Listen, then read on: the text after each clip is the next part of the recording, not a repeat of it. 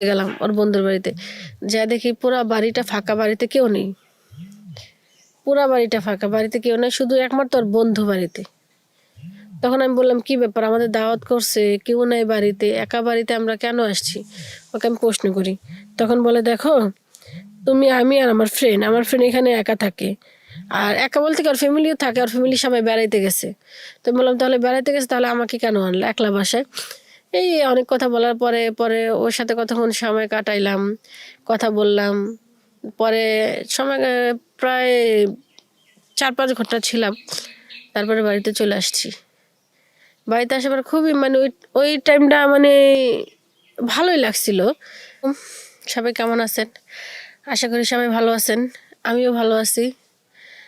তো দেশের যে যেখান থেকে দেখতেছেন, দেশের বাহিরে বা বাংলাদেশে, সবাইকে আমার সালাম রইল। সবাই ভালো আছেন হয়তো, বা ভালো থাকেন, সুস্থ থাকেন, এই কামনাই করি। আমি আপনাদের মাঝে একটা গল্প নিয়ে আসছি। জানি না আপনাদের কাছে কেমন লাগবে। তো যদি খারাপ লেগে থাকে অবশ্যই আমাকে বলবেন। আমি চাই না আপনাদের কাছে খারাপ লাগুক আমার কথা, আমার কোনো কিছু। যদি আমি কোনো কিছু খারাপ বলে থাকি আমাকে ক্ষমা করবেন। আপনাদের কাছে আমার একটাই অনুরোধ, কেউ আমাকে কোনো বাজে মন্তব্য করবেন না, বাজে কোনো কথা বলবেন না, কোনো কমেন্ট করবেন না বাজে।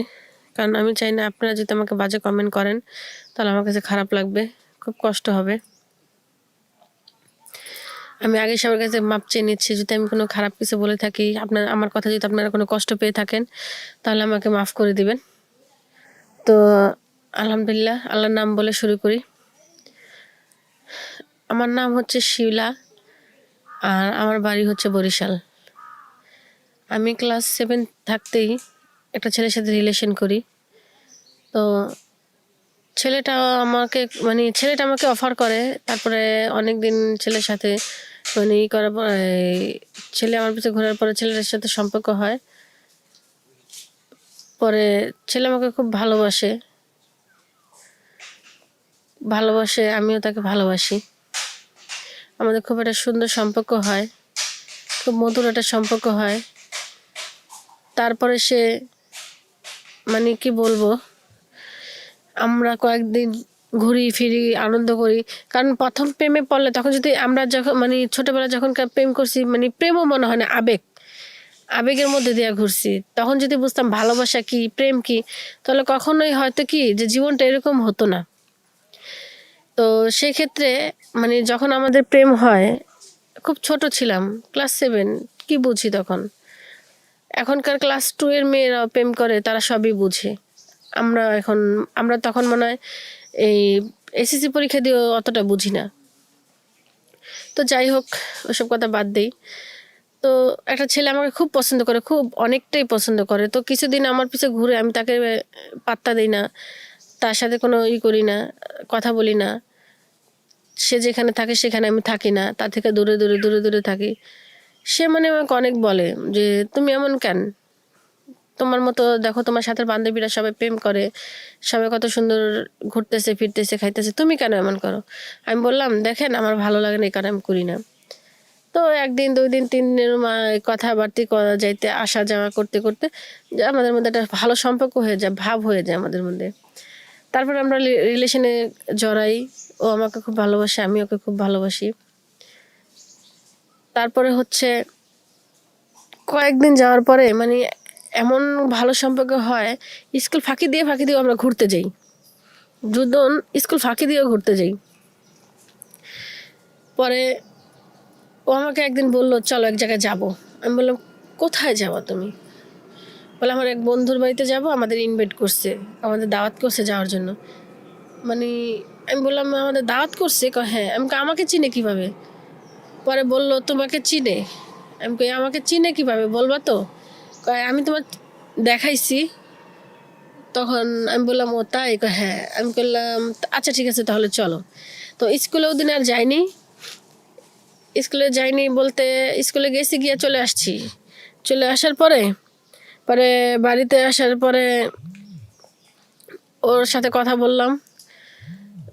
বললা পরে আর রেডিমেডি হয়ে বের হইলাম, বের হইয়া পরে ওর সাথে ঘুরতে গেলাম ওর বন্ধুর বাড়িতে। যা দেখি পুরা বাড়িটা ফাঁকা, বাড়িতে কেউ নেই, পুরা বাড়িটা ফাঁকা, বাড়িতে কেউ নেই, শুধু একমাত্র ওর বন্ধু বাড়িতে। তখন আমি বললাম কি ব্যাপার, আমাদের দাওয়াত করছে, কেউ নাই বাড়িতে, একা বাড়িতে আমরা কেন আসছি? ওকে আমি প্রশ্ন করি। তখন বলে দেখো তুমি, আমি আর আমার ফ্রেন্ড এখানে একা থাকে, আর একা বলতে কি ওর ফ্যামিলিও থাকে, ওর ফ্যামিলি সবাই বেড়াইতে গেছে। তো আমি বললাম তাহলে বেড়াইতে গেছে, তাহলে আমাকে কেন আনলো একলা বাসায়? এই অনেক কথা বলার পরে পরে ওর সাথে কতক্ষণ সময় কাটাইলাম, কথা বললাম। পরে সময় প্রায় 4-5 ঘন্টা ছিলাম, তারপরে বাড়িতে চলে আসছি। বাড়িতে আসার পর খুবই মানে ওই ওই টাইমটা মানে ভালোই লাগছিল একসাথে সময় কাটানো। কারণ আবেগ হোক, ভালোবাসা হোক, যাই হোক, মানে তখনকার খুব ভালোই লাগতো। আচ্ছা যাই হোক, সেটা বাদ।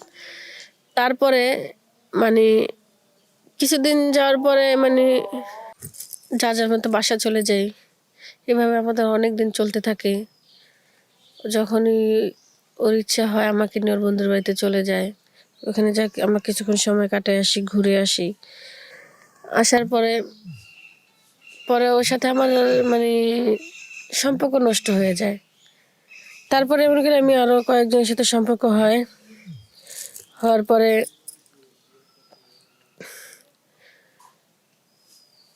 ও মানে ওর সাথে আবার ব্রেকআপ হয়ে যায়। ব্রেকআপ হয়ে যাওয়ার পরে ও আমার থেকে দূরে সরে যায়, আমি ওর থেকে দূরে সরে যাই।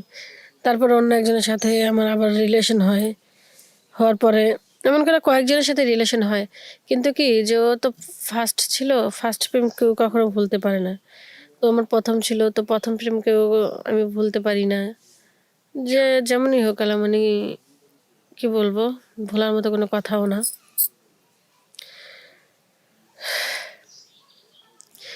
খুব ভালোবাসতাম ওকে, ও আমাকে খুব ভালোবাসতো। যে ওর পরে যে কজনই আসুক, হয়তো কি ওর মতো করে ভালোবাসতে পারবে না। ওকে খুব মিস করি। প্রথম তো প্রথমেই, তাই না? আর ওর পরে যে কজনের সাথেই আমার ছিলাম, সময় কাটাইছি, আমরা ঘুরছি ফিরছি, ওর মতো করে মানে কাউকেই পাইনি আমি। ওকে আমি ভুলতে পারি না এখনো। যে আমার লাইফে কি ছিল আমি তখন বুঝি নাই, এখন বুঝি। একটা মানুষ থাকাকালীন তার মর্মটা বোঝা যায় না, সে চলে গেলে বোঝা যায় সে কে ছিল। তো একটা কথা কি, যে কেউ থাকতে মর্মতা বুঝে না, হারাই গেলে মর্মতা বুঝে লাভ নেই। কারণ থাকতেই মানুষ বুঝে কে কার কি হয়। তো আমি সবাইকে বলবো একটা কথা, যদি কেউ কাউকে ভালোবেসে থাকে, কারো জীবনে প্রথম প্রেম হয়ে থাকে, যতই ঝড় আসুক, যতই কিছু হোক, নিজেদের মধ্যে যত কিছুই হোক, কখনো কাউকে কেউ ছাড়বেন না।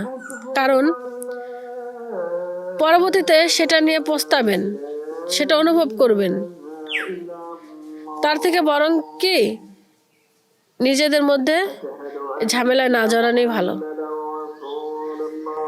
সেটাই বেটার হয় আমি মনে করি। আর একটা কথা, আমি অনেক কষ্ট পাইছি, আমি চাই না আর সেই কষ্টটা অনেকেও পাক। তো সেক্ষেত্রে সবাই বলতেছি যে কেউ কখনো মানে প্রথম লাইফের যে আসবে তাকে অবহেলা করবেন না, তাকে ছাড়বেন না। সে যেতে চাইলেও তাকে ধরে রাখার চেষ্টা করবেন। আমার কথা যদি কেউ কষ্ট পেয়ে থাকেন বা কোনো রং কিছু বলে থাকে, আমাকে ক্ষমা করবেন। হ্যাঁ, আর কিছু বলার নেই আমার, এখানেই শেষ করলাম। সবাই ভালো থাকবেন, সুস্থ থাকবেন। আল্লাহ হাফেজ, আসসালামু আলাইকুম।